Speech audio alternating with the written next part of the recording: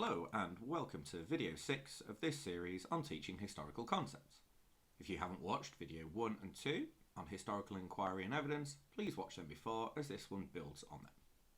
From this point on, there is no set order to view them in, so watch those which are relevant to what you are currently teaching. Today the focus is on historical significance. We'll be focusing on the same 3 questions as before, with the aim of having a deeper understanding of this concept, then thinking about the role it plays within the primary history classroom. This video series acts as an introduction to a much deeper conversation. What is a second order concept? The first thing we do when teaching history is to study the relevant source material to gain the knowledge that is pertinent to the inquiry question at hand. First order concepts, therefore, are those related to the knowledge such as trade, monarchy, etc. Once we have gained that knowledge, we use concepts such as historical significance to interpret as a historian might. They are the second thing we do after gaining the knowledge. Before we start, first and foremost, inquiry questions are key to provide clarity of purpose because they dictate what we as a school are choosing to emphasise through our curriculum choice. These overall inquiry questions are broken into sub-questions which lead individual lessons or possibly a couple of lessons and define that knowledge on a more granular level. The core knowledge is defined in advance of the lesson so the end point is clear and the teacher is always moving the children towards it. Sources of evidence are studied to find the evidence that is then interpreted to answer the lesson's question. Where could historical significance feature in the curriculum? This content is a blend of statutory units alongside others which are often taught. Significance may be the focus for the entire unit or a smaller sub-question within another unit. I have included some more specific examples later in the video to illustrate what this could look like. When teaching these units, it's key to remember that the children are taught about those denoted by some significance in history and also the silencers, which is a term I first encountered on the Historical Association's What's the Wisdom on series. This introduces an important principle that the children should be aware of, and that is they are not learning everything about this particular episode in history, but rather selected episodes of a much wider narrative. History has the word story in it for a reason. Therefore, when we are studying historical significance, it's important to think about which aspects are being focused on. This is the framing for the narrative arc. In many cases, the decisions of individuals, trends which appear then develop over time, or turning points, are important to study in depth. Without this depth, it is harder to understand why they may be noted as significant. The teacher needs to clarify the relevant background in each lesson, as historical significance is complex and is not something that everybody would agree on, even when a singular action or event is the focus. What is historical significance?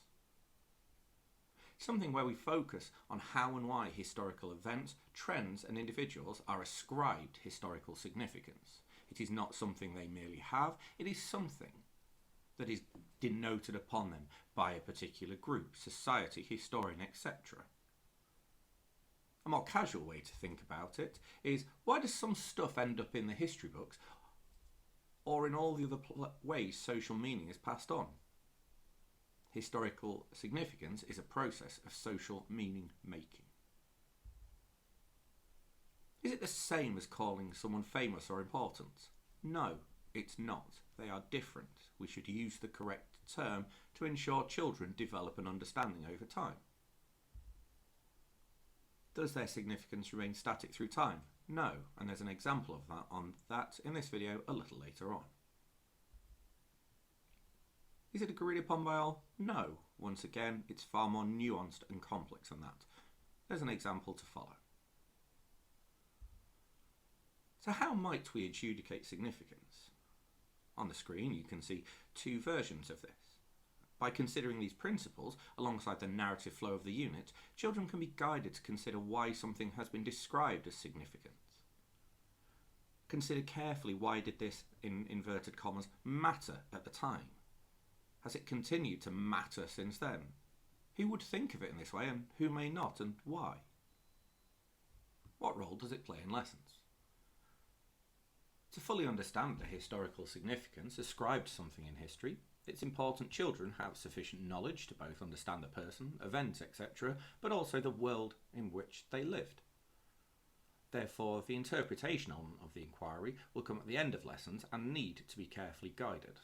Remember, significance is often contested, and in a world where curriculum thinking often focuses on decolonisation, could be seen as controversial by some with a different perspective. The earliest exposures to history will arise in EYFS as part of understanding the world. These are often not based around history, but they lay an important foundation. The children would begin to consider why the roles of individuals are important to them or the community more broadly. They may think about traditions that are important to those of different faiths, etc. The word significant, appears in 3 out of 4 bullet points in the Key Stage 1 national curriculum. We can begin to consider why these are deemed memorable. To accomplish this, under inquiries, focusing on why are these remembered. To start with this, we would begin to unpick the event in question, the nature of the event and why, in inverted commas, it mattered. We could then move on to think about the immediate impact, the way in which it changed people's lives for good or for bad. And then, last but not least, the changes which result from that event. The lives of significant individuals are complex, and we may not view the world around us in the way they did during their own lifetime. Therefore, when teaching about explorers such as Christopher Columbus and Captain James Cook, we must consider how their significance has been reconsidered in recent years. We can do this by asking, how is this person remembered and why? This ensures that history is not misrepresented and the silences are no longer left unspoken. Significance is not intrinsically positive nor negative. A significant individual can be an example of either. It's not an enduring quality, and the way people are viewed changes over time. This is key to understanding history. And also, when we are considering who may think of these people, either positively or negatively, it's important to think, why might they view them in that way? For Key Stage 1, ensure these are done carefully in a guided manner at an age-appropriate level. While the national curriculum does not explicitly mention the word significance in Key Stage 2, it can be a key concept for many objectives. In this case, a part of a series of lessons focusing on the inquiry, why was Baghdad a significant settlement?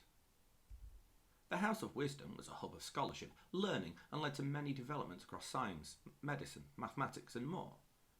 The children can consider its cultural and economic importance to the Muslims of the Abbasid Caliphate, alongside contrasting with concurrent lives in early medieval Britain. Then they can be guided to think about how those developments from the golden age of Islam still play an important role in the modern world today by considering algebra and other areas of science and mathematics.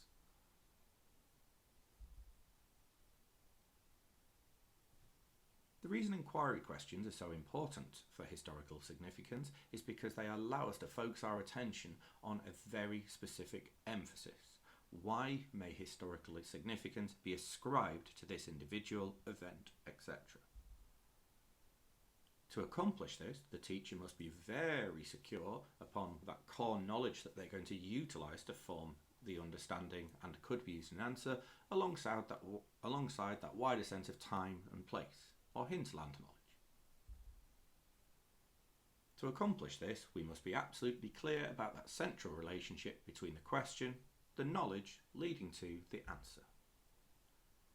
The most effective way to do this would be for the teacher to carefully narrate towards a known endpoint so that everything they do moves us closer towards the answer we are seeking to reach. I hope you found this video interesting and useful. You can see that this is video number 6 with one more to go on interpretations. Thanks very much. Bye.